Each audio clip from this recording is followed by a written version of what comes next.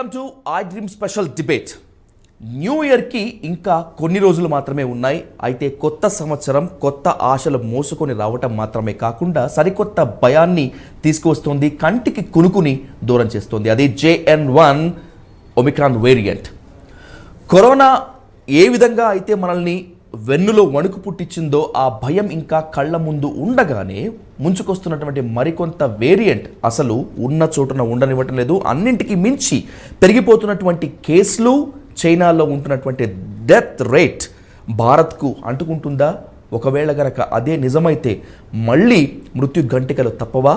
వీటిని అడ్డుకోవడానికి మన దగ్గర వ్యాక్సిన్స్ ఏమీ లేవా? ఉన్న వ్యాక్సిన్స్ పనిచేయవా? ఇలాంటి వేలాది ప్రశ్నలు మన మీదకి ముప్పేట దాడి చేస్తున్నటువంటి నేపథ్యంలో అసలు ఈ కొత్త వేరియంట్ను ఏ విధంగా ఎదుర్కోవాలి?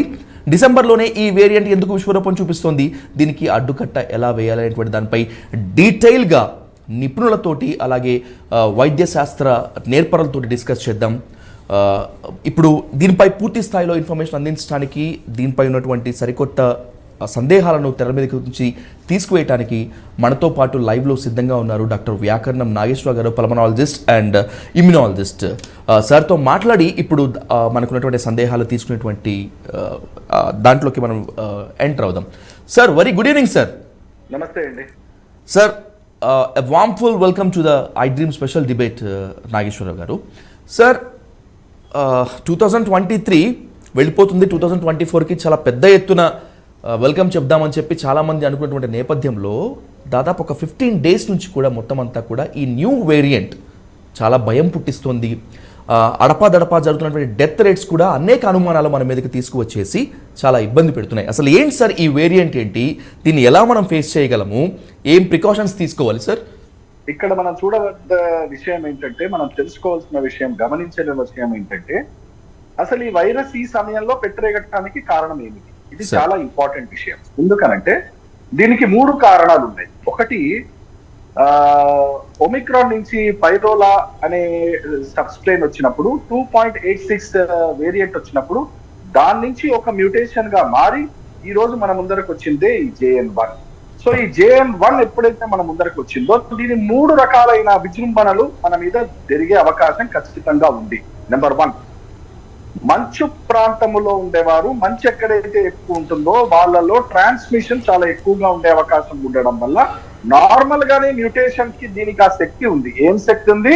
హై ట్రాన్స్మిసిబిలిటీ ఉంది. కాబట్టి ఆ హై ట్రాన్స్మిసిబిలిటీ వల్ల ఇది ఒక మనిషి నుంచి ఇంకో మనిషికి తీవ్రముగా, చాలా శరవేగముగా ప్రయాణించే అవకాశం ఉంది. అది దేని వల్ల? దాని మీడియం ఏమిటి? దట్ ఈస్ ఫాగ్ అనండి, మంచు అనండి, ఇంకోటి అనండి, పొద్దున పూట, రాత్రి పూట మొత్తం భారతదేశాన్ని ఆల్మోస్ట్ 70% ఆఫ్ ద భారతదేశం ఈ రోజు మంచుతోని కప్పబడింది. కాబట్టి ఇది చాలా అనుకూలమైన సమయం. కాబట్టి దానికి ఉన్న మొదటి వరాన్ని ఇది అందిస్తుంది. కాబట్టి ఏమిటా మొదటి వారం? High transmissibility. కాబట్టి అత్యధికంగా కేసులు టక పెరిగిపోతున్నాయి. మీరు చూసుకున్నట్టయితే US లో కూడా ఇదే సినారియో. స్టార్టింగ్ లో అయినప్పుడు 0.4% ఉండేది. జస్ట్ 1 week లో 4.8% వచ్చింది. 1 week తర్వాత మళ్ళీ 11.8% వెళ్ళిపోయింది. అంటే మీరు ఇక్కడ చూసుకున్నట్టయితే ఎక్స్పోనెన్షియల్ గ్రోత్, అంటే ఊహించని విధంగా కేసులు పెరుగుతున్నాయి. ఒక పక్కన కేసులు పెరుగుతున్నాయి, మంచు వల్ల ఒక మనిషికి ఇంకో మనిషికి వస్తుంది అని ఒక పక్కన మనం బాధపడుతుంటే, దీనికి ఇంకో వరం ఉంది. ఏమిటి? మ్యూటేషన్ వల్ల దీనికి వచ్చిన రెండో శక్తి ఏమిటనంటే, ఇప్పటి వరకు వ్యాక్సిన్ ఎవరైతే తీసుకొని ఉన్నారో వారి వ్యాధి నిరోధక శక్తి, వ్యాక్సిన్ వలన సంక్రమించిన వ్యాధి నిరోధక శక్తిని కూడా ఇది హరింపజేస్తూ మభ్యపెట్టి, మాయబెట్టి, తప్పించుకొని లోపలికి వెళ్ళి విధ్వంసాన్ని చేసే అవకాశం ఉంది అని ప్రపంచ ఆరోగ్య సంస్థ వారు మనకి చాలా క్లియర్ గా చెప్పడం జరిగింది. ఈ 2 కూడా చాలా జాగ్రత్తగా మనం అప్రమత్తంగా ఉండవలసిన విషయాలు. ఇప్పుడే ఎందుకు అప్రమత్తంగా ఉండాలి? ఎందుకనంటే ఎండుగడ్డి పక్కన లీటర్ కిరోసిన్ పెట్టి నిప్పురవ్వ ఉందంటే, డాక్టర్ గారు ఇప్పంటుకుంటుందా అని మీరు అడిగారు అనుకోండి, నేనేమంటాను? ఖచ్చితంగా తీసుకుంటుంది, దూరంగా వెళ్ళండి. ఎందుకంటే అది ఒకటి ఎండుగడ్డి, రెండోది పెట్రోల్ పక్కన ఉంది, మూడోది అగ్గిపుల్ల పక్కనే ఉంది. కాబట్టి సో ఈ రిస్క్ ఫ్యాక్టర్స్ అన్ని లైన్ లో రావడం, అంటే ఆ రోజుల్లో రావణాసుడు తమ్ముడు కుంభకర్ణుడు పుట్టేటప్పుడు అన్ని నక్షత్రాలన్నీ లైన్ గా వచ్చినట్టు దీనికి కూడా ఇప్పుడు చాలా లైన్ గా వస్తున్నాయి కండిషన్స్. మంచు ఉండడము, హై ట్రాన్స్మిసిబిలిటీ, ఇమ్యూన్ ఎవేషన్. దీనివల్ల ఏం జరుగుతుందంటే ఒక మనిషికి ఇంకో మనిషి వ్యాప్తి చెందడమే కాకుండా వారిలో ప్రవేశించి అది చెయ్యవలసిన విధ్వంసము చేసే అవకాశం ఉంటుంది. డాక్టర్ గారు I want keep you a very and valid question from the people side doctor గారు. ఎందుకంటే ఇప్పుడు కరోనా 2-3 దశల్లో విజృంభణ చూపింది. అది ఏ స్థాయిలో రెచ్చిపోయిందో మనందరికీ తెలుసు. కోవాక్సిన్, కోవిషీల్డ్ పేరుతోటి ఈ వ్యాక్సిన్ ఖచ్చితంగా వేసుకోవాలి అని చెప్పి గవర్నమెంట్స్ నిబంధనలు పెట్టాయి. వ్యాక్సిన్ వేసుకుంటేనే ఇమిగ్రేషన్ అని చెప్పారు, లేకపోతే మిగతావన్నీ చెప్పారు. ఈ వ్యాక్సిన్ వేసుకుంటే సబ్ దర్ద్ కా దవా, ఏకి దవా జిందా తెలిసిమాత అనే లెవెల్లో చెప్పారు. కానీ యాజ్ యూ టెల్లింగ్ దట్, మీరు ఇప్పుడు కనుక చెప్పుకున్నట్లయితే వ్యాక్సిన్ వేసుకున్న తర్వాత కూడా వచ్చినటువంటి ఆ ఇమ్యూనిటీ పవర్ని కిల్ చేస్తుంది అనేటువంటిది న్యూ వేరియంట్. అంటే ఇప్పుడు ఆ వ్యాక్సిన్ ఎందుకు కనిపెట్టినట్టు, ఎందుకు బలవంతంగా ఇంజెక్ట్ చేయించినట్లు, ఇప్పుడు అది ఎందుకు పనికిరాదని చెప్తున్నట్లు సార్? అంటే ఇక్కడ మనం గమనించవలసింది ఏంటంటే, మనం ఒక ప్రభుత్వ వ్యవస్థలో ఉన్నాం. మనం ఎన్నుకున్న ప్రధానమంత్రి, మనం ఎన్నుకున్న ముఖ్యమంత్రి, దాని నెత్తి మీద రాష్ట్రపతి, దాని పక్కనే రైట్ హ్యాండ్ లో వచ్చేసి మనకి supreme court of India, left hand లో వచ్చి మిలిటరీ వ్యవస్థ. ఇవన్నీ పటిష్టమైన వ్యవస్థలు, మనం గౌరవించదగ్గ వ్యవస్థలు. కాబట్టి వాటికి మనలాగనే చర్చలు, ఉపచర్చలు, తండోపతండాలుగా చర్చలు చేసి ఏమాత్రమైన ఉపయోగం ఉంటుందనే మంచి సద్గుణముతోనే వాళ్ళు ఆలోచించి దీన్ని ప్రవేశపెట్టారనే భావన మనకి కలగాలి. సో ఆ భావన కలిగింది, అందుకనే చాలా మంది వెళ్ళి తీసుకున్నారు. కానీ ఆ తీసుకున్న తర్వాత ఏ భావనతోటైతే, ఏ ఆలోచనతోటైతే వీళ్ళు ఆ వ్యాక్సిన్ పంచారో, గుచ్చారో, కొన్ని రోజులైన తర్వాత, కొన్ని నెలలైన తర్వాత అది కొంత మన లెక్కలు తప్పామా అని ప్రపంచ దేశాల నుంచి వచ్చిన డేటానే చెప్తోంది. సో అందుకనే వారు అప్పుడు చేసిన పని మంచి కోసమే చేశారు. వెల్ఫేర్ స్టేట్ అని అంటాం, జనాలకు ఉపయోగపడే ఆలోచన పెంపొందించే నాయకులున్న రాజ్యము అని అంటాం. అలాంటి మంచి భావనతోనే మనం చూడాలి. కానీ మనం ఎన్ని మాట్లాడుకుంటున్నా, ఎన్ని కవిత్వాలు పలికినా, ఎన్ని చిలక పలుకులు పలికినా టప్ప రాలిపోతున్నారు. యువత గుండెపోట్లు వస్తూనే ఉన్నాయి, న్యూరలాజికల్ డిజార్డర్స్ పెరుగుతూనే ఉన్నాయి. దీనికి సమాధానం చెప్పేవారు మాత్రం లేరు. సో ఇవన్నీ ఒక పక్కన గవర్నమెంట్ ని నమ్ముతున్నాము, ఇంకో పక్కన గవర్నమెంట్ లో ఉన్న వాళ్ళు ఎవరండి? ఇప్పుడు పక్కన జగన్నాథన్ లాంటి వారు, ఆ పెద్దలు, పూజ్యులు, అట్లాంటి వాళ్ళు సైంటిస్టులుగా, సీఎంలు గారు కదా. ఒక మనిషి అయ్యాడు, అబ్దుల్ కలాం గారు, చేతులెత్తి దండం పెట్టాలి. అట్లాంటి వాళ్ళు రేర్ గా వస్తారు. మిగతా వాళ్ళందరూ కూడా రాజకీయ ప్రోద్బలంతో వచ్చిన వాళ్ళు కాబట్టి వాళ్ళకి పాపం అంత సబ్జెక్ట్ నాలెడ్జ్ ఉంటుంది కాబట్టి వాళ్ళు డిపెండ్ అవుతారు. సో వాళ్ళు ఎవరి మీద అయితే డిపెండ్ అవుతారో అప్పుడు మంచిగా ఆలోచించారు కాబట్టి. కానీ వ్యాక్సిన్ తీసుకోవడం వల్ల ఇప్పుడు యథాతథ పరిస్థితుల్లో అంతగా మిమ్మల్ని ప్రొటెక్ట్ చేస్తుందా అని అంటే ఉండదు అనే భావన ఉండాలి. లేదనంటే వ్యాక్సిన్ తీసుకున్నా కదా, నాకేంటి, నేను ఇక్కడ హైదరాబాద్ లో బయలుదేరాను, ఒకటి గుచ్చుకున్నాను, ఢిల్లీలో వెళ్ళి ఇంకోటి గుచ్చుకున్నాను, లండన్ లోకి వెళ్ళి 2 గుచ్చుకున్నాను, 4 తీసుకున్న వాళ్ళు ఉన్నారు నా దగ్గరకు వచ్చి చెప్పేవాళ్ళు. ఎవరైనా ఎన్నైనా తీసుకోనండి, ఇప్పుడున్న పరిస్థితుల్లో ఇమ్యూన్ ఎవేషన్ అనేది అయితే మనం మాట్లాడుతున్నామో దానికి మీరు వ్యాక్సిన్ తీసుకున్నారా, తీసుకోలేదా, అది చాలా చక్కగా పసిగడుతుంది. అది తప్పించుకుని ఎలా వెళ్ళాలో దానికి తెలుసు. ఆ మ్యూటేషన్ అర్థమే అది. డాక్టర్ నాగేశ్వర గారు, please permit me one second మీరు చర్చలో పాల్గొనే డాక్టర్ ప్రొఫెసర్ జగన్నాథం గారు కూడా మనతో మాట్లాడడానికి సిద్ధంగా ఉన్నారు. ఆయన వ్యూ పాయింట్ కలుగుకునేటువంటి ప్రయత్నం చేద్దాం. గుడ్ ఈవినింగ్ జగన్నాథం గారు. సార్ నమస్కారం sir, welcome to I dream special debate. Sir చూస్తున్నాం వేరియంట్ క్రమక్రమంగా విస్తరిస్తోంది, డెత్ రేట్ మరణ గంటికలు మోగిస్తోంది. ఒక పక్క భారత ప్రభుత్వాలు కావచ్చు, లేకపోతే ఇంకేదన్నా వైద్యశాస్త్ర నిపుణులు కాబట్టి హెచ్చరికలు పట్టించుకున్నట్టుగా ఉన్నటువంటి పరిస్థితి, దాదాపు చేతులు తీసిన పరిస్థితిగానే ఉన్నట్టు ఆఫ్ ద రికార్డ్ చెప్తున్నారు. How do explain? ఏంటి సార్, మీరేం కామెంట్ చేస్తారు ఇప్పుడు సిచ్యువేషన్స్ మీద? ఎలా ఫేస్ చేయాలంటారు? ఇప్పుడే మనకి వ్యాకరణం వారు కరోనా వ్యాకరణాన్ని బాగా వివరించారు. ఎందుకంటే ఈ కరోనా ఆ ఏబిసిడీలు మార్చుకుంటోంది, అంటే మ్యూటేషన్ చెందుతోంది. ఒక నిర్మాణం మరొక నిర్మాణంగా మారుతోంది.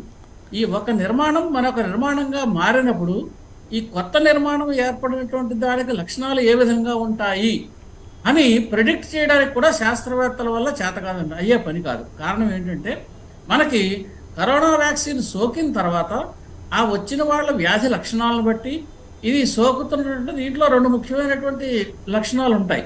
ఒకటి ఎక్కువ మందికి సోకే లక్షణం ఒకటి రెండవది సోకిన వాళ్ళ యొక్క ఉధృతిని బాగా పెంచేది, అంటే ఇన్ఫెక్టివిటీని పెంచేది రెండోది. ఈ 2 రకాలైనటువంటి లక్షణాలు ఇటువంటి మ్యూటేషన్స్కి వస్తున్నాయి. ఈ రెండిటిల్లో ఏది ఇందులో ఎక్కువగా ఉంది అనేటువంటి దాన్ని మనం స్పష్టంగా అర్థం చేసుకోవాల్సిన అవసరం ఉందండి. ఇది అర్థం చేసుకోవాలంటే మనకి థియరిటికల్గా ఎన్ని మ్యూటేషన్స్ వస్తాయనేటువంటి కంప్యూటేషనల్ నాలెడ్జ్ దాని ప్రకారంగా మనం చెప్పగలిగినా ఫలానా నిర్మాణం కలిగినటువంటి వైరస్ ఈ వ్యాధి లక్షణాలు కలగజేస్తుందని కానీ లేదా ఇంతటి వ్యాప్తిని కలిగి ఉంటుందని కానీ మనం ప్రిడిక్ట్ చేయగలిగేటటువంటి అల్గారిథమ్స్ కానీ ప్రిడిక్ట్ చేయగలిగేటువంటి పరిస్థితి కానీ మన దగ్గర లేదు. ఈ పరిస్థితుల్లో మనకి సహజ సిద్ధంగా వచ్చినటువంటి వేరియంట్ ఏదైతే ఉందో ఈ వేరియంట్ ఏమిటి అన్నది కనుక్కునే శక్తి సామర్థ్యాలు మన దగ్గర ఉన్నాయి. ఇది కొంతమందికి స్ప్రెడ్ అయిన తర్వాత దీని గురించి మనకి ఇది స్ప్రెడ్ అయ్యే లక్షణం ఎక్కువ ఉందని లేదా ఇన్ఫెక్షన్ చేసిన తర్వాత ఇన్ఫెక్టివిటీ ఎక్కువగా ఉందని దాని RGలో వాల్యూస్ అలా రకరకాలైనటువంటి గణాంకాల ద్వారా ఇది ఎంతమందికి ఒక వైరస్ ఒకళ్ళు ఎంతమందిని వ్యాధిగ్రస్తులు చేయగలరు లేదా ఒక వైరస్ ఇది ఇన్ఫెక్ట్ చేసిన తర్వాత ఎంత ఉధృత స్థాయిలో వారికి ఈ రోగ లక్షణాలను పెంచగలదు అనేటటువంటి విషయం మనం స్టడీ చేసిన తర్వాత మాత్రమే తెలుస్తుంది. అటువంటి పరిస్థితుల్లో గ్రహించినటువంటి మ్యూటెంట్లో JN1 మ్యూటెంట్ ఒకటి. ఇంతకుముందు ఒమిక్రాన్ వచ్చినప్పుడు మనం ఏమనుకున్నాం, మనకి వ్యాధి లక్షణాలు తక్కువగా ఉన్నాయి, మైల్డ్గా ఉన్నాయి, కాబట్టి దీనివల్ల మనకి ఎక్కువ ప్రమాదం లేదనేటువంటి స్థితికి వచ్చాం. 3rd వేవ్ 4th వేవ్లు వచ్చిన తర్వాత 5th వేవ్ అలా వేవులు మారిన తర్వాత దీనివల్ల కొంత ధైర్యం వచ్చింది. దీనికి ధైర్యం రావడానికి కారణం ఏంటంటే 2 కారణాలండి. ఒకటి, వ్యాక్సినేషన్ తప్పనిసరిగా కొంత పనిచేసింది. రెండవది, కొంతమందికి మనం ఈ కరోనా వ్యాధిగ్రస్తులైన వాళ్ళకు కూడా లక్షణాలు లేకుండా ఉన్నటువంటి వాళ్ళు కొంతమంది ఉన్నారు. ఎసిమ్టోటిక్ అని పిలిచాను దీన్ని. ఈ ఎసిమ్టోటిక్ లక్షణాలు ఉన్న వాళ్ళు కావచ్చు, వైరస్ ఇన్ఫెక్ట్ అయ్యి చేసినటువంటి ఇన్ఫెక్షన్ వచ్చి తగ్గిన వాళ్ళు కావచ్చు, లేదా మనం వ్యాక్సినేషన్ ఇచ్చినటువంటి వాళ్ళు కావచ్చు. వీళ్ళందరూ కలిసి వీళ్ళకి కొంత ఇమ్యూనిటీ వచ్చింది. మనం వ్యాక్సినేషన్ ఇచ్చినప్పుడు కూడా ఒక మాట స్పష్టంగా చెప్పాము, వ్యాక్సినేషన్ ఇవ్వడం వల్ల కరోనా వ్యాధి ఆగదు. ఒకవేళ వ్యాక్సిన్ ఇచ్చిన తర్వాత కరోనా వ్యాధి యొక్క ఉధృతిని తగ్గిస్తుంది, అంటే మరణాలకు వెళ్ళే వాళ్ళని మరణాలు లేకుండా ఆపుచేస్తుంది, ఇన్ఫెక్టివిటీ ఎక్కువగా ఉండే వాళ్ళకి అంత ఇన్ఫెక్టివిటీ లేకుండా తగ్గిస్తుంది. ఇటువంటి లక్షణాలను కలిగి ఉన్నటువంటి పరిస్థితి ఉంది కాబట్టి మనం వ్యాక్సినేషన్ అందరికీ ఇవ్వాలన్నాం. అది వ్యాక్సినేషన్ అందరికీ సజావుగానే పనిచేసింది. అయితే వ్యాక్సిన్ ప్రకారమే ఈ కొత్త వైరస్ పనిచేయాలా అంటే ఇప్పుడు ఇందాక మనకి నాగేశ్వరరావు గారు చెబుతున్నట్టుగా ఇది ఇమ్యూనిటీని ఎవేజివ్ మ్యూటెంట్ అయిందనుకోండి, అప్పుడు మనకి ఇంత మునుపు వచ్చినటువంటి ఇమ్యూనిటీ సరిపోకపోవచ్చు. అటువంటి పరిస్థితుల్లో కూడా దీనికి మరొక లక్షణం ఉందని, మనకు వ్యాక్సినేషన్ ఇచ్చినప్పుడు 2 రకాలైనటువంటి ఇమ్యూనిటీ శరీరానికి వస్తుంది. ఇది మనం తెలుసుకుంటే ఆ వ్యాక్సిన్ ఏ రకంగా పనిచేస్తుంది అన్నది తెలుస్తుంది. అంటే స్థూలంగా ఒకటి హ్యూమోరల్ ఇమ్యూనిటీ అంటారు, అంటే మన శరీరంలో యాంటీబాడీస్ రైజ్ అవుతాయి. ఇది వచ్చిన వెంటనే మనకి జ్వరం అది రావడం వల్ల ఏదో పనిచేస్తోంది అనే ఒక రకమైనటువంటి సూచన మనకు కలుగుతుంది. ఈ వచ్చినప్పుడు ఫస్ట్ లైన్ ఆఫ్ డిఫెన్స్ ఏంటంటే యాంటీబాడీస్. అయితే ఈ యాంటీబాడీస్ ఎక్కువ కాలం శరీరంలో ఉండవలసిన అవసరం లేదు, ఆస్కారము లేదు. కొంతకాలానికి అవి శరీరంలో నశించిపోతాయి. శరీరం పరిస్థితి ఏమిటి? ప్రొఫెసర్ గారు 1 సెకండ్, మీ విలువైన సూచనలు, మీ విలువైన విశ్లేషణ iDream వీక్షకులకి చాలా అవసరము. అయితే ఇప్పుడు డాక్టర్ నాగేశ్వరరావు గారు చాలా హరియెస్ట్ బిజియెస్ట్లో ఉన్నారు. ఆయన చాలా రిక్వెస్ట్ చేసి మనము డిస్కషన్లో కూర్చోబెట్టారు. మీరు అనుమతిస్తే నాగేశ్వరరావు గారిని ఒక 2 నిమిషాలు మాట్లాడించి సార్ని మనం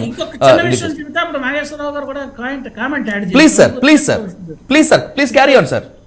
సెకండ్ లైన్ ఆఫ్ డిఫెన్స్ ఏంటంటే మనకి వ్యాక్సిన్ ఇచ్చిన తర్వాత మన శరీరంలో ఉండేటటువంటి కణాలు ఉంటాయండి, ఇమ్యూనిటీని సర్వేలెన్స్ చేసేటటువంటి కణాలు. వీటిని B సెల్స్, T సెల్స్ ఇలా రకరకాల పేర్లతో వాటిని పిలుస్తాం. ఆ పేర్లని మనకు అనవసరం ప్రస్తుతం. ఈ సెల్స్ ఏం చేస్తాయంటే ఫలానా వైరస్ మన శరీరాన్ని అటాక్ చేసిందని కానీ లేదా ఒక శరీరానికి ఫారిన్ బాడీ అంటే వ్యాక్సిన్ మన శరీరంలోకి ప్రవేశించి దానికి రక్షణ కలిగించింది అనేటువంటి జ్ఞాపికను కలిగి ఉన్నటువంటి కణాలు కొన్ని ఉంటాయి. ఈ జ్ఞాపిక ఉన్న కణాలు లాంగ్ రన్లో శరీరానికి రక్షణ కలిగిస్తాయి. అంటే మొట్టమొదటి హ్యూమరల్ రెస్పాన్సు, రెండవ డిఫెన్స్ సెల్ మీడియేటెడ్ రెస్పాన్సు. ఇలా 2 అంచెలుగా అంటే స్థూలంగా చెబుతున్నాం, మిగతా కూడా ఉండొచ్చు, మైక్రో లెవెల్లోకి మనం వెళ్ళటం లేదు. ఆ రకమైనటువంటి ఇమ్యూనిటీ శరీరానికి వస్తుంది. ఇది వచ్చినప్పటికీ కూడా కొత్త మ్యూటెంట్ వచ్చినప్పుడు దాని లక్షణాలని దాని ప్రభావాలని చూపిస్తుంది. మనకు పూర్వం తీసుకున్నటువంటి వ్యాక్సిన్ కొంత ఇంటెన్సిటీని తగ్గిస్తుంది తప్పితే పూర్తి రక్షణ అంటే ఏ వ్యాక్సిన్ కూడా 100% అని ఎవరు వ్యాక్సిన్ ఇవ్వలేదు. ఇది మనం దృష్టిలో పెట్టుకోవాల్సిన ముఖ్యమైనటువంటి అంశం అండి. రైట్, థ్యాంక్ యూ ప్రొఫెసర్ గారు. డాక్టర్ నాగేశ్వరరావు గారు, ఒక 3 వ్యాలిడ్ పాయింట్స్తో మీ నుంచి being as a well experienced pulmonologist and మీరు ఇది కాబట్టి సార్ ఖచ్చితంగా మీ సూచనలు iDream వీక్షకుల ద్వారా అవసరం కాబట్టి I want keep you some questions sir. ఇప్పుడు ఉన్నటువంటి టీకా కొత్త వేరియంట్లను అడ్డుకోవటానికి ఏమాత్రం పనికిరాదా? వీటి కోసం మరికొత్తవి కనిపెట్టాల్సి ఉంటుందా అనేటువంటి ఈ రెండు అంశాలతో పాటు అసలు ఇప్పుడు కొత్త వేరియంట్ లక్షణాలని ఏ విధంగా గుర్తుపట్టాలి? అంటే ఇప్పుడు సాధారణంగా వస్తున్నటువంటి జ్వరానికి, గొంతు నొప్పులకి, ఒళ్ళు నొప్పులకు కూడా వేరియంట్ అని చెప్పి భయపడుతున్నటువంటి ఈ సమయంలో ఎలా గుర్తుపట్టాలి అసలు వీటిని? జగన్నాథం గారు is the master of the subject కాబట్టి వారు డెఫినెట్ గా ఈ గొట్ కమాండ్ ఆన్ దిస్ చాలా చక్కగా చెప్పారు డిఫెన్స్ సిస్టమ్స్ గురించి. వారు చెప్పిన విశ్లేషణలోనే మనకి పెద్దలు మాట్లాడిన దాంట్లోనే సమాధానం కూడా ఇమిడి ఉంది. ఏమిటనంటే, ఎస్, నేను ఈ రోజు భయపడి ఈ రోజు కరోనా వ్యాక్సిన్ గుచ్చుకున్నాను అనుకుందాం. నాకు 15 రోజుల్లోనో వారం రోజుల్లోనో అది నాకు ప్రొటెక్షన్ గా వచ్చే అవకాశం తక్కువ. ఎందుకనంటే దానికి ఒక సమయం, దానికి ఒక కాల పరిమితి ఉంది. అది లోపలికి వెళ్ళంగానే ఇదేదో గ్లూకాన్ డి అడ్వర్టైజ్మెంట్ లో వాడు గ్లూకాన్ డి తాగంగానే ఇలా పెద్దగా అయిపోయి సూపర్ మ్యాన్ లాగా దూకినట్టు అలా ఉండదండి. యాంటీబయాటిక్స్ ఫంక్షన్ అని మీ వ్యాక్సిన్ కానీ it takes time. It effects the immune system. ఆ సెల్యులార్ లెవెల్లో ఇమ్యూన్ సెల్స్ ని అది మార్చే అవకాశంగా దాన్ని వాడతాం. కరాఖండిగా చెప్పాలంటే ఇప్పుడున్న పరిస్థితుల్లో వ్యాక్సిన్ గురించి ఎంత తక్కువగా మాట్లాడితే అంత శ్రేయస్కరం. మరి ఏం మాట్లాడాలండి? ఏం మాట్లాడాలి అంటే, ఫస్ట్ నువ్వు ఇప్పుడు ఎలా ఉంది అంటే సునామీ వస్తుంది, గవర్నమెంట్ కి ఫోన్ చేస్తున్నారంటే 2 హెలికాప్టర్లు పంపిస్తారా అని అడిగామనుకోండి, వాడు నీ ఫోన్ ఎత్తి మాట్లాడి, వాడు వేరే లైన్లు పెట్టి, వాడు డిఫెన్స్ మినిస్ట్రీకి చెప్పి, వాడెత్తి ఫోన్ చెప్పి, పైలట్ ఇడ్లీ తింటుంటే వాడు వచ్చి వాడు హెలికాప్టర్ వేసుకుని వచ్చే లోపల మిమ్మల్ని గుర్తుపట్టడం కష్టం. ఎందుకంటే ఆ సునామీ కొట్టుకోబోతారు. మీరు అసలు ఉంటామో లేదో తెలియదు కదండి సార్. అసలు ఇంపాసిబుల్. ఇప్పుడు మీరు చేయవలసింది ఏంటంటే, మీరు ఆల్రెడీ సింబల్ మీ ముందర ఉంది. మీరు ఏం చేయాలి? పోలీస్ కి ఫోన్ చేస్తారా? ఫారెస్ట్ డిపార్ట్మెంట్ కి ఫోన్ చేస్తారా? పరుగు మీరు ఎక్కడికి వెళ్ళాలో, ఎక్కడికి ఎక్కుతారో, ఏ చెట్టుకు ఎక్కుతారో, ఏ పుట్టను దాక్కుంటారో first you protect yourself అని అంటాం కదా. Same situation. ఈ రోజు ప్రజలు కరోనా ముందర నిలబడ్డారు. ఈ పరిస్థితుల్లో నేనేం చేస్తే బాగుపడతాను, నా కుటుంబాన్ని నేను ఏం చేస్తే కాపాడుకోగలుగుతాను అని తెలుసుకోవాల్సిన అవసరం కుటుంబంలో ఉన్న పెద్దకి బాధ్యత, అందరినీ చూసుకోవాల్సిన బాధ్యత ఉంటుంది. ఇక్కడ ఐ డ్రీమ్స్ ప్రేక్షకులకి ఇప్పటి వరకు ఎవ్వరూ కూడా ఆలోచించని విషయము ఒక ఇమ్యూనాలజిస్ట్ గా నేను నిస్సందేహంగా చెప్తున్నాను. ఏం జరుగుతుందనంటే, ఎంతసేపు జలుబే కదా, ఏమైతుంది, వైరస్సే కదా, దగ్గే కదా, 2 రోజులు జ్వరం వస్తే ఇంట్లో పడుకుంటాను కదా, దాని వల్ల నష్టం ఏమిటి? మాత్రం 4 రోజులు పడుకొని 5వ రోజు తిరిగి వెళ్ళిపోతాను, నేను జయించేశాను, కోవిడ్ వారియర్స్ ఇలా మనం మాట్లాడుకున్నాం కదండి స్టార్టింగ్ లో. ఇప్పుడు నేను చెప్తున్న విషయాలు చెప్తున్నాను. ఒక్కసారి ఇంట్లో పిల్లి దూరింది అనుకోండి, ఆ కిచెన్ లో గిన్నెలు పడేస్తుంది, అక్కడ పాలుంటే పాలు కింద పడేస్తుంది, అక్కడ అన్ని నానా ధ్వంసం చేసి వెళ్ళిపోతుంది పిల్లి మనం వచ్చేసరికి. అదే పిల్లి కాదనుకోండి, ఒక సింహం వచ్చింది మీ ఇంట్లోకి, అది ఏం చేస్తుంది? నీ కిచెన్ దగ్గర పాలు ఇదో చూడదు, అది వెయిట్ చేస్తూ ఉంటుంది. ఎప్పుడు డోర్ ఓపెన్ చేస్తాడా టక్మని పట్టుకొని నోట్లో పెట్టుకుందామని చూస్తుంది. ఈ రోజు మనం డీల్ చేస్తున్న విషయం ఒక సింహం గురించి.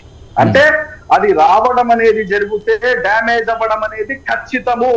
ఆ డ్యామేజ్ చావు వరకు వెళ్తుందా? వెళ్ళకపోవచ్చు, కానీ డ్యామేజ్ ఇస్తే టైర్ ఎంత గట్టిదైనా, నేను బండల మీద రాళ్ల మీద తిరిగితే డ్యామేజ్ వియర్ అండ్ టేర్ ఉంటుందా? టైర్ కి ఉంటుందా? ఉంటది. వాడు ఎన్ని అడ్వర్టైజ్మెంట్ చెప్పినా ఆ టైర్ కి వియర్ అండ్ టేర్ ఉంటది. అట్లాగే ఎంత మనం చెప్పినా కూడా నాకేం లేదండి, నేను బయటపడ్డానండి అని అంటారు. కాదండి, ఒక్కసారి వైరస్ సోకితే మీ శరీరములో ఉన్న అవయవాలని, వ్యాధి నిరోధక శక్తిని, కీలకమైన మెటబాలిక్ డిజార్డర్స్ ని తెచ్చిపోతుంది. అది చాలా మంది ఏమనుకుంటారంటే కరోనా వైరస్ వల్ల దెబ్బ పడుతుందా, వైరస్ వల్ల దెబ్బ పడదా అని, కరోనా వ్యాక్సిన్ వల్ల దెబ్బ పడుతుందా లేదా అని మనం మాట్లాడుకున్నాం. వైరస్ వ్యాక్సిన్ వరకు కాదు, ఈ వైరస్ ఇంజనీర్, ఈ వైరస్ డ్యామేజ్ చేయడానికి వస్తుంది. ఈ వైరస్ రావడమే మీ కాలేయమో, మీ మూత్రపిండాలో, మీ మెదడో డ్యామేజ్ చేయడానికి వస్తుంది. సో అది మీరు ఇంటి నుంచి బంగ్లా నుంచి పతంగి వదిలిపెట్టారనుకోండి, మీరు ఎటెల్లాలో మీరు ఎట్లాగైతే గైడ్ చేస్తారో దాన్ని, అట్లాగే ఈ వైరస్ కూడా అలాగే తయారు చేయబడ్డదనే విషయం మర్చిపోవద్దు.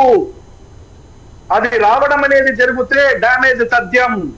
ఆ డ్యామేజ్ వల్లనే, ఇమ్యూన్ చేంజెస్ వల్లనే మెటబాలిక్ డిజార్డర్స్ వస్తున్నాయి, సెరిబ్రల్ బ్లీడ్స్ అవుతున్నాయి, కార్డియాక్ ప్రాబ్లమ్స్ వస్తున్నాయి.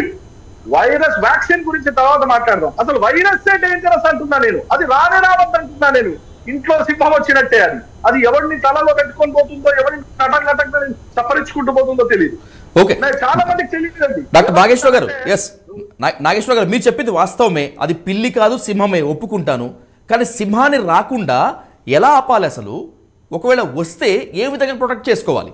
4-5 విషయాలు అంటే నేను ఒక 4-5 డేస్ నుంచి కొంతమంది పేషెంట్స్ ని ట్రీట్ చేసిన తర్వాత ప్రత్యేకముగా వాళ్ళకి నేను ఫోన్లు చేసి, అయ్యా నాకు మీ కంప్లైంట్స్ నాకు వివరంగా చెప్పండి అని రాత్రి 11 అయినా 12 అయినా బుక్కును నోట్స్ రాసుకుంటూ నేను అర్థం చేసుకున్నానండి. దీన్ని ఏంటనంటే, నెంబర్ 1 గొంతులో గరగర ఉండడం. నెంబర్ 2 ఫస్ట్ చాలా మందికి వచ్చేదే సోర్ థ్రోట్. చాలా మందికి సోర్ థ్రోట్ గా మొదలవుతుంది ఫస్ట్ డే నాడు. సెకండ్ డే నాడు ఏం జరుగుతుంది? తుమ్ములుగా, ముక్కు కారడంగా, తలంత దిమ్ముగా. థర్డ్ డే ఏమైతుంది? పొడి దగ్గు. ఫోర్త్ డే దగ్గు తెమడ.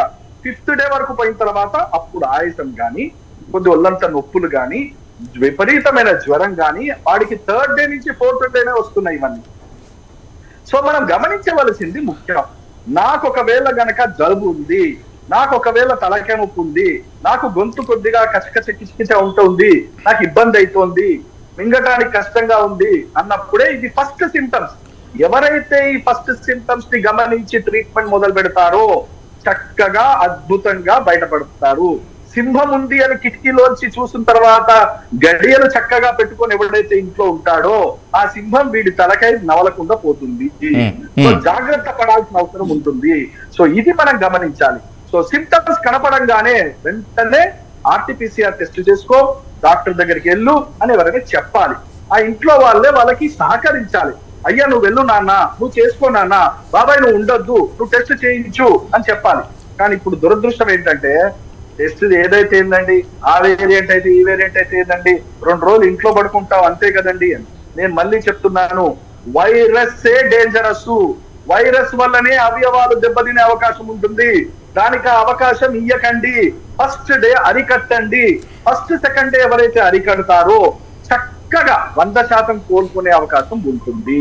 Right sir, thank you so much doctor Nageswara గారు. మీ విలువైన సమయాన్ని మాకు కేటాయించి ఏ జాగ్రత్తలు తీసుకోవాలో, ఏ జాగ్రత్తలు తీసుకుంటే ప్రాణాపాయం రాదో అని చెప్పి ఇంత బిజీ షెడ్యూల్లో కూడా ఐ డ్రీమ్ వీక్షకులకు విలువైన సమాచారాన్ని మాకు అందించినందుకు thank you so much for the participation of in to this debate sir. మళ్ళీ ఈ వేరియంట్ అయిపోయేంత వరకు ప్రజలకి మొత్తానికి భయం కన్నా కూడా అవేర్నెస్ ముఖ్యం కనుక మీలాంటి వెల్ ఎక్స్పీరియన్స్డ్ పల్మనాలజిస్ట్ అండ్ అలాగే ఇమ్యునాలజిస్ట్ యొక్క సలహాలు, సూచనలు మాకు అవసరం అయినప్పుడు ఖచ్చితంగా మిమ్మల్ని కాంటాక్ట్ చేస్తాం. Thank you so much sir. Thank you so much. Jagannatham గారు నమస్కారం సార్. నమస్కారం. స్టూడియో వారికి నమస్కారం. Thank you. Thank you so much sir. Let's discuss this topic with professor Jagannatham గారు. ఇప్పటి వరకు డాక్టర్ వ్యాకరణం నాగేశ్వర గారు చేసినటువంటి సలహాలు, సూచనలతో మాత్రమే కాకుండా కొన్ని సున్నితమైన హెచ్చరికలను కూడా చూసాం. అలాగే తనకున్నటువంటి విశేష అనుభవంతో ఈ వ్యాక్సిన్స్ ఏ విధంగా అడ్డుకుంటాయి, కొత్త వేరియంట్లని మనం ఏ విధంగా అడ్డుకోవాలి, ఏ విధంగా ప్రాణాపాయం నుంచి బయటపడాలని తెలియజేసేందుకు ప్రొఫెసర్ జగన్నాథం గారు మనతో ఉన్నారు. మాట్లాడదాం. జగన్నాథం గారు, ఇప్పటి వరకు డాక్టర్ వ్యాకరణం నాగేశ్వర గారు ఏం చెప్పారో మనం చాలా జాగ్రత్తగా విన్నాం. మీరు కూడా చాలా కీన్గా అబ్జర్వ్ చేశారు. ఏంటి సార్, మీ కామెంట్ ఏంటి సార్? అటు ఇది ప్రభుత్వాల వైఫల్యమా, లేకపోతే వ్యాక్సిన్ వేసుకున్నా కూడా కొన్ని జాగ్రత్తలు పోకపోవటం వల్ల రైజ్ అయినటువంటి దీని ఒక మాన్స్టర్ అనుకోవాలా? ఎలా ఫేస్ చేయాలి సార్ ఇప్పుడున్నటువంటి ఈ సిచ్యువేషన్స్ని? ఇది ప్రభుత్వ వైఫల్యం కాదు, ప్రజల వైఫల్యం కాదు. ఇది వైరస్ యొక్క లక్షణం. ఎందుకంటే వైరస్ మనకు మొట్టమొదటి వచ్చినప్పుడు దాన్ని చూసి మనం లాక్డౌన్ చేసుకున్నాం. ఎందుకు చేసాం? అది మన దగ్గరికి రాకుండా ఉండడం కోసం అనేటువంటిది జాగ్రత్తలు తీసుకోవడం కోసం అని చెప్పి ఆ లాక్డౌన్ చేయాల్సినటువంటి పరిస్థితి మనకు ఏర్పాటైంది. ఇది వైరస్లో ఉన్న లక్షణం ఏమిటంటే, ఈ వైరస్ అనేక మంది ఒకళ్ళ నుంచి ఒకళ్ళకి సోకేటప్పటికి ఇది పరివర్తనాలు చెందేటటువంటి లక్షణాలు కూడా కలిగి ఉంది. అంటే మనకు మొట్టమొదట COVID-19 2019 సంవత్సరంలో ఏదొచ్చిందో ఇప్పుడు ఈవేళ వైరస్ లేదు. ఇప్పుడు దాంట్లో ఉన్న స్పైక్ ప్రోటీన్లో అనేక రకమైనటువంటి మార్పులు చెందాయి. అందుకనే దానికి JN1 అని, XBB అని, BA2 అని ఇలా రకరకాల నామకరణాలు చేస్తూ వచ్చాం. ఒక్కొక్క మ్యూటెంట్కి ఒక్కొక్క నామకరణం చేస్తూ వచ్చాం. అయితే మనం అనుకున్నట్టుగా ఒక్కొక్క మ్యూటెంట్ కొన్ని ప్రత్యేక లక్షణాలు కలిగి ఉంది. ఇప్పుడు ముఖ్యంగా JN1 వచ్చేటప్పటికి వచ్చే పరిస్థితి ఏంటి అంటే, ఇది తప్పనిసరిగా కొన్ని మరణాలను కూడా కలగజేసింది. ఇది చాలా ముఖ్యమైనటువంటి విషయం అండి. మనకి కేవలం ఒక వైరస్ వేరియంట్ వచ్చి జ్వరం రంప దగ్గుతో ఆపు చేస్తే మనకు వైద్యుల దగ్గరికి వెడితే దీన్ని తగ్గించుకునే ఉన్న పరిస్థితి దగ్గరికి ఆగితే ఉన్న పరిస్థితి వేరు. మనం వైద్యుల దగ్గరికి వెళ్ళిన తర్వాత కూడా దీని తీవ్రత ఎక్కువగా ఉండి మరణాలకు తీసుకెడుతోంది అంటే మనం తీసుకోవాల్సిన జాగ్రత్తలు కూడా ఎక్కువగా అవసరము అని. ఎందుకంటే మరణాల నుంచి రక్షించడం కోసమే కదా మనం వ్యాక్సినేషన్ చేసినా, మందులు వేసినా, వైద్యం దగ్గరికి వెళ్ళినా మరణాల నుంచి రక్షించుకోవడం కోసం అని చెప్పింది. అయితే డాక్టర్ గారు చెప్పినట్టుగా ఇవి లక్షణాలు క్రమేపీ పెరుగుతున్నాయి. ఇప్పుడు వారు చెప్పినట్టుగా మొదటి స్థాయిలో ఉన్నటువంటి లక్షణం ఎప్పుడైతే గ్రహించామో ఆ మొదటి స్థాయిలో లక్షణం ఉన్నప్పుడు మాత్రమే ప్రజలు వెళ్ళి వెంటనే పరీక్షలు చేయించుకోవడం సరైనటువంటి మార్గం. అక్కడ మనకి అది కరోనా వైరస్ అవునా కాదా అన్న విషయం తేలుతుంది. అది కరోనా వైరస్ అవునా కాదా అని చెప్పి RT-PCR చేసిన తర్వాత నిర్ధారణ చేసిన తర్వాత దానికి ఏ రకమైనటువంటి వైద్యం చేయాలి. ఇది ఇన్ఫ్లుయెన్జా, ఎందుకంటే ఈ JN1 అనేటువంటి వేరియంట్ ఏదైతే వచ్చిందో దీనికి ఇన్ఫ్లుయెన్జా లైక్ ఇన్ఫెక్షన్స్, అంటే ఇన్ఫ్లుయెన్జా వైరస్ అటాక్ చేస్తే ఏ రకమైన లక్షణాలు ఉన్నాయో దీనికి కూడా రమారమిగా అవే లక్షణాలు ఉన్నాయి. కాబట్టి మనకి మిస్లీడింగ్ రిజల్ట్స్ అనమాట. అంటే ఒక వైరస్ మనకు మిస్లీడ్ చేస్తోంది. ఇది ఇన్ఫ్లుయెన్జానా కరోనానా ఈ రెండింటికి మధ్యలో ఏదో తెలియని పరిస్థితి. అందుకని ఇందాక డాక్టర్ గారు క్రమేపీ పెరుగుతున్న లక్షణాలు చెప్పేటప్పుడు మొదటి దశ, రెండవ దశ, ఏదో దశలో కనీసం వెళ్ళి పరీక్ష చేసుకుని వెంటనే ఐసోలేషన్ అయిపోవాలి.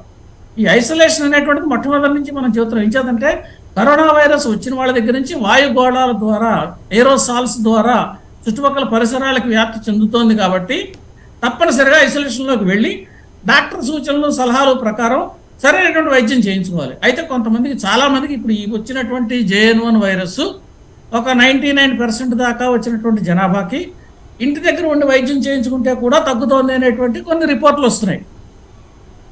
కాబట్టి అంత ఇదిగా లేదు. అలా అని చెప్పి మనం దాన్ని నెగ్లెక్ట్ చేస్తామా? మరణాలు కూడా సూచిస్తుంది, కొన్ని మరణాలు కూడా జరిగాయి. కాబట్టి మరణాలు జరిగాయి. ఇప్పుడు ఒక రోజులో మనకి 400 కేసులు పెరిగినట్టుగా రిపోర్ట్లు తెలుస్తున్నాయి. ఒక రోజులో 400 కేసులు, మొత్తం దేశవ్యాప్తంగా ఇవాళ ఉన్న కేసులు రమారమే 4000 కేసులు ఉన్నాయి. అవును సార్. దీంట్లో 100 కేసులు పైబడి JN1 వైరస్ అని మాత్రమే చెబుతున్నారు. అంటే ఈ 400 కేసులే ఉన్నాయా, ఈ 4000 కేసులే ఉన్నాయా, లేదా ఇంతకు మించిన కేసులు ఏమైనా ఉన్నాయా, ఇది మనకు తెలియదు. ఎందుకంటే మైల్డ్గా ఉన్న కేసులు, మైల్డ్గా క్యారీ చేసేవాళ్ళు ఎవరైతే ఉంటారో క్యారియర్స్, ఈ మైల్డ్గా వైరస్ని క్యారియర్స్ చేసేవాళ్ళు, అసిమ్ప్టోటిక్ వాళ్ళు, వీళ్ళు ఎవరైతే ఉంటారో వాళ్ళు కూడా పొటెన్షియల్లీ స్ప్రెడ్ చేయడానికి ఆస్కారం ఉన్నటువంటి వాళ్ళు. Okay sir. అయితే వీళ్ళకి మైల్డ్గా ఉండి వీళ్ళు ఏదైనా కోమార్బిడిటీ ఉన్న వాళ్ళకి దీన్ని ట్రాన్స్మిట్ చేశారనుకోండి, అటువంటి పరిస్థితుల్లో కోమార్బిడిటీ ఉన్న వాళ్ళకి డేంజర్ ఎక్కువగా ఉంటుంది ఈ ట్రాన్స్మిట్ చేసిన వాళ్ళకంటే. ఈ పరిస్థితుల్లో కోమార్బిడిటీస్ ఉన్న వాళ్ళు, అంటే షుగరు, డయాబెటీస్, హార్ట్ అటాక్, ఇలా సైడ్ సిమ్టమ్స్ వేరే ఇతరత్ర బాధలతో ఉన్న వాళ్ళు ఎవరైనా ఉండి వాళ్ళకి రొంప, దగ్గు, జ్వరం ఇలాంటివైనా కనుక వచ్చినట్టయితే తక్షణమే పరీక్షలు చేయించుకోవాలి, ఆలస్యం చేయకుండా. వృద్ధులైన వాళ్ళు, వీళ్ళల్లో ఎవరికి ఈ సిమ్టమ్స్ కనిపించినా తక్షణమే పరీక్షలు చేయించుకోవాలి. ఈ పరీక్షకి మనం సరైనటువంటి ఏర్పాట్లన్నీ కూడా గవర్నమెంట్ చేసే, ఎందుకంటే కోవిడ్ వచ్చిందని చెప్పి సెంట్రల్ గవర్నమెంట్ కూడా అందరికీ హెచ్చరికలు, అన్ని రాష్ట్ర ప్రభుత్వాలకి హెచ్చరికలు జారీ చేయడం జరిగింది. రమారమే 28 జిల్లాలు ఈ కోవిడ్ వ్యాధిని ఏవే ఉన్నాయో వాటిని కూడా వాళ్ళు గుర్తించారు. ఇటు కేరళ కావచ్చు, మహారాష్ట్ర, తెలంగాణ, ఇలా రకరకాల, ఒరిస్సా, మహారాష్ట్ర, ఇలా ఎక్కడెక్కడ ఏ రాష్ట్రాల్లో ఎన్నెన్ని కేసులు ఉన్నాయని కూడా గుర్తించారంటే డిటెక్ట్ చేయగలిగినటువంటి గుర్తించి చెబుతున్నారు. కాబట్టి ఇది స్ప్రెడ్ ఎక్కువగా ఉంది అని మనకి డాక్టర్ గారు కూడా చెబుతున్నారు. కాబట్టి ఎంచేది వైరస్ వచ్చిన తర్వాత తెలుస్తుంది స్ప్రెడ్, ఇన్ఫెక్టివిటీ ఖచ్చితంగా కనిపిస్తుంది, మరణాలు కనిపిస్తున్నాయి. కాబట్టి ఇన్ఫెక్టివిటీ ఉంది అన్నది తెలుస్తుంది, అంటే పెరిగిన ఇన్ఫెక్టివిటీ ఉంది అన్నది తెలుస్తుంది. అంటే మన ఇమ్యూనిటీ ఉన్నప్పటికీ కూడా దాన్ని కూడా అధిగమించి మరణాన్ని తీసుకెడుతోంది అని. ఈ పరిస్థితుల్లో ఏ రకమైనటువంటి వైద్యం చేయించుకోవాలనేటువంటి ఫస్ట్ టెస్టింగ్తో ప్రారంభమవుతుంది. టెస్టింగ్తో కరోనా అన్న తేలిన తర్వాత కొన్ని సందర్భమైనటువంటి పరిస్థితుల్లో డాక్టర్ల ఈ శాంపుల్స్ని ఇన్సా కాగానే మన దగ్గర ఒక కన్స్ట్రక్షన్ ఉంది దేశంలో. ఓ 10-15 ల్యాబొరేటరీస్లో కంప్లీట్ జీనోమ్ సీక్వెన్సింగ్ చేసే ల్యాబొరేటరీస్ ఉన్నాయి దేశంలో వివిధ ప్రాంతాల్లో. అంటే ఏ ప్రాంతంలో వచ్చినప్పటికీ కూడా దగ్గరలో ఉన్న ప్రాంతంలోకి ఈ వైరస్ను సేకరించి వాళ్ళకి పంపిస్తే వాళ్ళు దాని సీక్వెన్సింగ్ JN1 అవునా కాదా, లేదా వేరే వేరియంటా, ఏది స్ప్రెడ్ అవుతుంది అన్నది కూడా గుర్తించగలుగుతాం. కాబట్టి అన్ని రకాల పరీక్షలు చేసేటువంటి శక్తి సామర్థ్యాలు ప్రస్తుతం మన దగ్గర ఉన్నాయి. కాబట్టి ఇంతకుముందు లోగడ వైద్యులకు కూడా ఉన్నటువంటి అనుభవము, అది ఆక్సిజన్ సిలిండర్లు పెట్టుకోవాలా, ఇంటెన్సివ్ కేర్ యూనిట్లు అవసరం అవుతాయా, మామూలు వైద్యంతో సరిపోతుందా, ఏమిటి అనేటువంటిది రోగి పరిస్థితిని బట్టి నిర్ధారణ చేస్తారు. కాబట్టి ఏమాత్రం సిమ్టమ్స్ ఉన్న వాళ్ళైనా సరే తక్షణమే పరీక్షలు చేయించుకుంటే కొంతవరకు దీన్ని మనం నివారించడానికి చాలా ఆస్కారం ఉంటుందండి. ఈ దగ్గు రంప ఉన్నప్పుడు అది మొట్టమొదట చిన్న కర్రైనా కానీ పెద్ద పామైనా కానీ చిన్న కర్రతో కొట్టాలంటారు. ఆ కర్రతో కొట్టి ముందర పాముని మనం సమాప్తం చేయాలి. కాబట్టి వెంటనే పరీక్షలు చేయించుకుని డాక్టర్ సూచనలు సలహాల మేరకు ఏం చేస్తే బాగుంటుందో, డాక్టర్ దగ్గరికి వెళ్లకుండా కూడా ఐసోలేషన్లోకి వెళ్ళినా కూడా మంచిదే, తర్వాత డాక్టర్ దగ్గరికి వెళ్ళి పరీక్షలు చేయించుకోవచ్చు. ఎందుకంటే స్ప్రెడ్ నిరోధించడం అనేటువంటి చాలా ఇంపార్టెంట్ ఇందులో. కాబట్టి ఈ రకమైనటువంటి జాగ్రత్తలు తీసుకోవడం ద్వారా దీన్ని వ్యాప్తిని కొంతవరకు అరికట్టగలుగుతాం. మళ్ళీ మాస్క్ ధరించడం అనేటువంటిది కూడా ప్రతి ఒక్కరూ కూడా ధరిస్తే మంచిది. అసిమ్ప్టోటిక్ ఉన్న వాళ్ళు కూడా మాస్క్ తీసుకుంటే స్ప్రెడ్ని ఆపు చేయగలుగుతాము.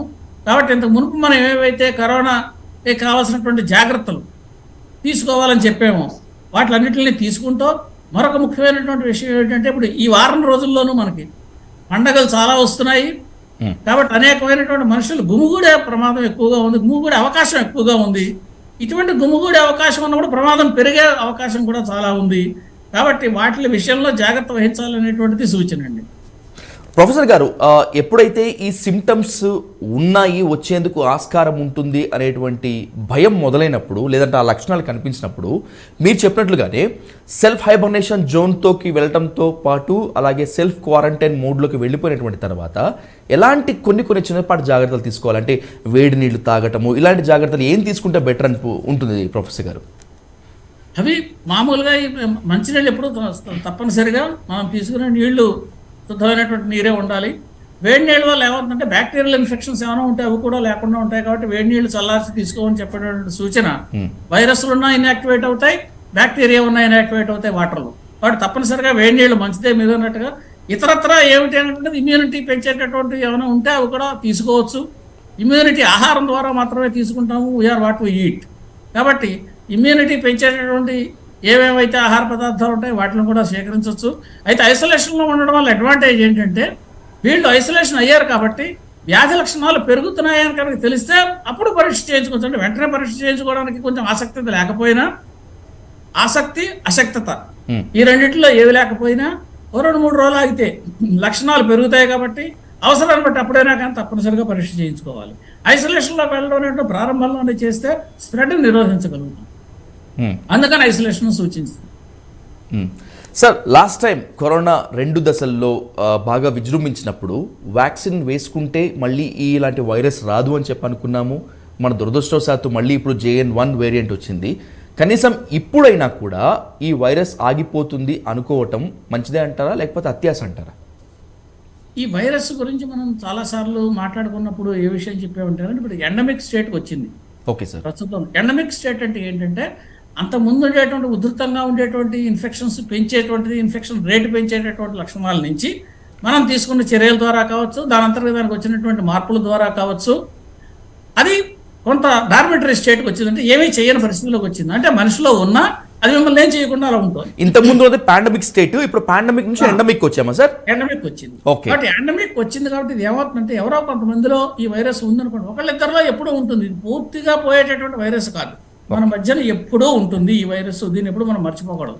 అయితే ఈ మన మధ్యన ఉండేటటువంటి వైరస్ ఈ ఎండమిక్ మళ్ళీ పాండమిక్లోకి తీసుకెడుతుందా అన్న ప్రశ్న చూస్తే తప్పనిసరిగా ఈ ఉన్నటువంటి మనం తీసుకున్నటువంటి చర్యలు కావచ్చు, మన భారతదేశంలో మనం చేసినటువంటి వ్యాక్సినేషన్లు కావచ్చు, ఈ రకమైనటువంటి మన వైద్యులు చేసినటువంటి వైద్యం అందించింది కావచ్చు, ఈ హెర్డ్ ఇమ్యూనిటీ కావచ్చు, రకరకాల మనం ఏవైతే మాట్లాడుకున్నామో ఈ రకమైన ఇంకొక విషయం ఇక్కడ నేను యాడ్ చేయాల్సిన పాయింట్ ఏంటంటే మనకి పాండమిక్ వచ్చినటువంటి రోజుల్లో కూడా ఇతర దేశాల వాళ్ళతో పోలిస్తే భారతదేశంలో ఉన్న వాళ్ళ యొక్క ఇమ్యూనిటీ కొంచెం ఎక్కువగానే ఉన్నట్టుగా మనం కొన్ని రకాలైనటువంటి స్టాటిస్టిక్స్ ద్వారా అర్థం చేసుకున్నాం.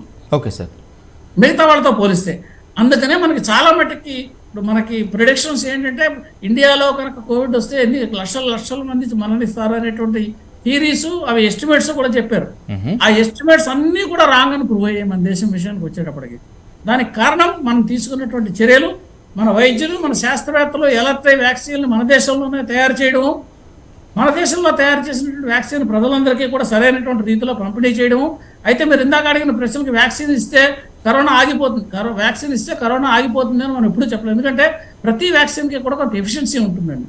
దాన్నే మనం 60% అని 90% అని వ్యాక్సిన్లు బట్టి మనం అప్పట్లో మాట్లాడుకున్నాం. mRNA వ్యాక్సిన్ 99% ఉంది, మన దేశంలో తయారు చేసిన దానికి 70% ఉంది, లేదా ఫలానా వ్యాక్సిన్ 68% ఉంది. ఈ పర్సంటేజ్లు మాట్లాడుకున్నది అర్థం ఏంటంటే అంతమందిని రక్షిస్తుంది, అయితే ఈ రక్షణ అంత శాతం ఆపుతుంది. అటువంటి రక్షణ వల్ల ప్రయోజనం ఏమిటి? వేరే కనుక వైరస్ వెంటనే అటాక్ చేసినప్పుడు మ్యూటెంట్ కావచ్చు, ఒరిజినల్ కావచ్చు, ఏది అటాక్ చేసినా మన శరీరంలో కొంత రక్షణ ఉంటుంది. ఈ వ్యాక్సిన్ తీసుకోవడం వల్ల ఆ ఒరిజినల్గా వ్యాక్సిన్ లేకుండా ఉన్న వాళ్ళకి తీసుకోవడం వల్ల ఉండేటువంటి ఉధృతి తగ్గుతుంది.